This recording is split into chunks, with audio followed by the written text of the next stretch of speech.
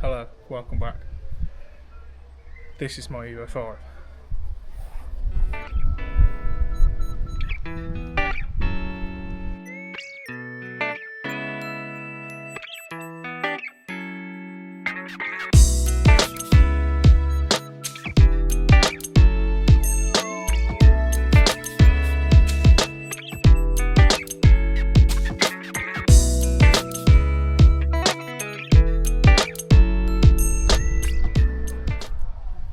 So, the story with this car, I bought it last year from a guy in Glasgow.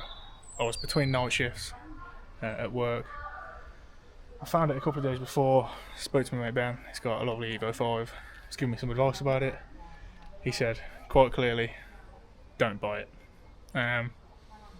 Ben's advice was very good, but I'm quite silly. And I sent this man an offer, said I'll come and get it tonight with a trailer. And he said yes, much to my amazement. So we borrowed Joe's car, got my trailer, drove all the way to Glasgow, but that was when the riots were happening.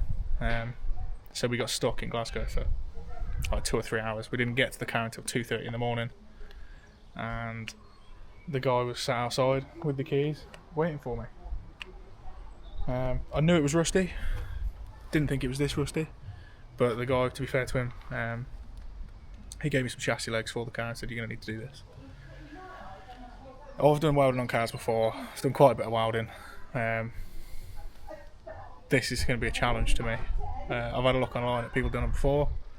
I've got a pretty good idea of what I need to do. It's just a case of growing the balls and doing it now. The boot floor is quite rotten, so I've ordered a new boot floor as well. So this is going to be the project now, isn't it? So it's currently got an Evo 8 engine. These are meant to be slightly stronger than the earlier ones. Other than that, it's pretty standard, just intake exhaust.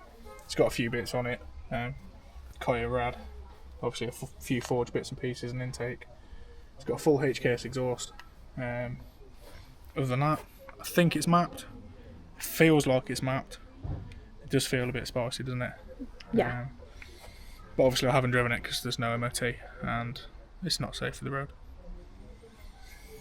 I've got some nicer bits to put on it. I've got a full set of BC coilovers. I've got an original grille, and I've got some original wheels that I picked up from Rich at Appreciating Classics. If you're into your Evos and you're into high-end classic cars, please have a look at Appreciating Classics because Rich has been spot on with me. It took me quite a while, due to some personal issues, to go and get the parts off him. He was spot on, dead patient, and the work that those guys are doing is fantastic, so please have a look at them. Project Evo starts now. Yeah, she's crusty. We've progressed slightly. I decided the other day if I didn't start the project, I was never gonna, so the boot floor hath been removed. Today we're going to trim a bit more, make it a bit neater, repair the inner wheel arches slightly, just where they've gone here. That side's not too bad, but I'll probably do it anyway because it's a bit crusty. And then I've got to trim a few more bits of the chassis legs, and then tidy it up ready for the new bits to go back in. Yeah, nervous. Hello, you join me in the back of my dream car. Chassis rails out that side. Obviously, boot floor's out. I've cut everywhere. People are going to give me shit in the comments, but this is how I'm doing it, so get over it. Cutting this one out now. I'm going to try and leave this because this isn't rusty, but I'm going to wire wheel it all once I can get to it and see if it is rusty inside. If it's rusty inside, it's coming out, and then we can do the repairs that I said I was going to do 4 hours ago. Well, I've got one side off, look. For everyone that's asking me, could I have just patched it? No. It's not too bad actually inside the rails, but with bits like that, there's no point even trying to patch it, is there? Let's be honest. Not starving. Right, so I've got the bits of chassis leg off, they're in the boot floor over there. You can see how bad they were. Obviously there was no hope of patching them, so I'm doing the right thing. I'm currently scraping off the underseal and seam sealer because there's hidden rust behind some of the seam sealer. So while I'm at this point, before I go and put the boot floor in, I want to make sure everything's ready for it. I'm going to trim away any excess, tidy it all up, make the cut neater, take the paint off, and then put a repair panel in there, get that made, and then we're ready to start fitting the boot floor. It's from a 7, 8 and 9 Evo, so I've got to cut it down because it won't go straight into a 5. So I'm probably going to do the join about here, just behind these strengtheners, and then I can tie it all in and give it as much factory strength as possible, and then fully seam weld it in. So yeah, I don't like taking this stuff out cold. It's easy to just heat it up. The back end of the car's going to get painted anyway, so we're not doing any damage there.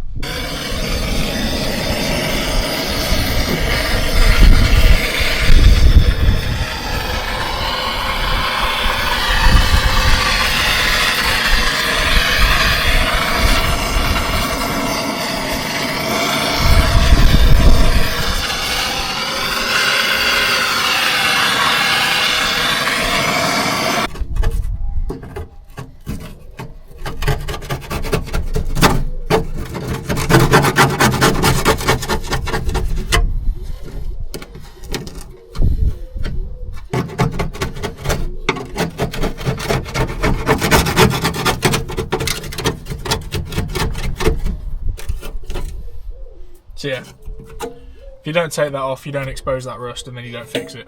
And then you paint your car, put all your new panels in, and within a year it's rotten again. So I'm trying to future-proof this as best I can because I don't want to do it again, and I'm sure its future owners don't want to have to do it.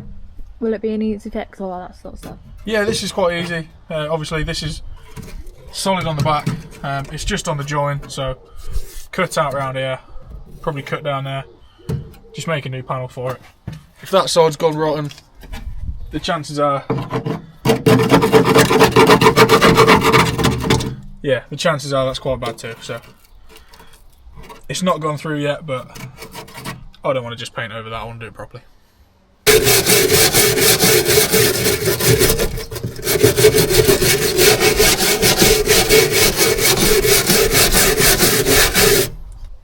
What are you going to do about like this stuff?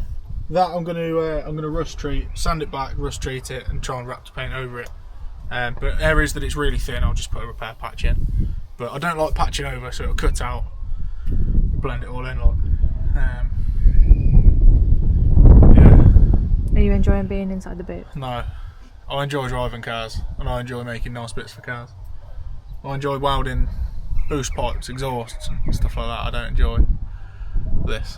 But I'm at this part of a project where you sit and wonder why you've done it. But I've got to finish it now. Yeah, I think you've got to now.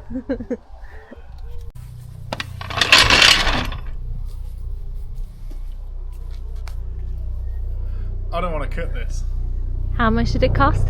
A lot of money. Many pesos. It's not just that, it took like 3 weeks for it to get here as well. Yeah. So it's... scared of this.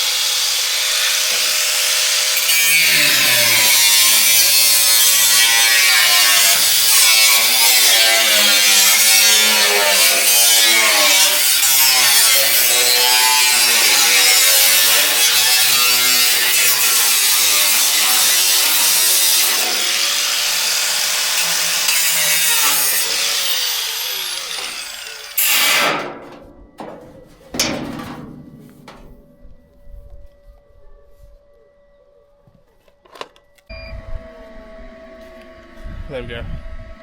Boot floor's in. It's only tacked. It's got a lot of fettling left to go. We've got to make it fit around here still, and then we can start putting it in. It's just roughed out for now. But I wanted it to get to a point today that I knew my cuts were right and it fitted still. So yeah, over the moon. Not as scared now. Not as scared. We're on the home stretch with the boot floor, and then we just got chassis legs, cross member, paint. What about the sills and stuff? The sills are fine. Huh? Surprisingly, the sills are fine. We've got some bits at the front. I'll show you. I've got these to do on the passenger and driver's side. They go on the footwell, just to support the cross member really. I got these from WMD. They're well famous apparently on Evos on the front, so they're not going to be too hard to do, and I haven't got to make a panel because Fraser's done the hard work already.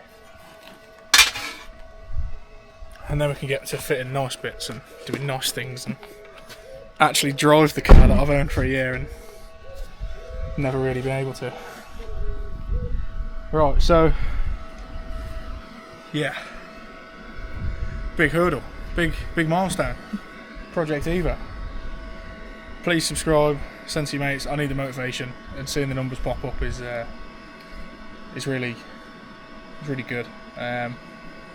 If anyone's got any advice, any comments, anything, just let us know below. It all helps. If it's positive, if it's negative, then well, I'll still put it because I like laughing at them, to be fair. Yeah. Wheel advice, offset, tyre advice, anything like that. I know I'm a long way off it, but please comment now. Just stick it in the video because I can buy things when I've got the money then. Other than that, I'll apologise to the neighbours for the noise on the bank holiday. See you in the next one.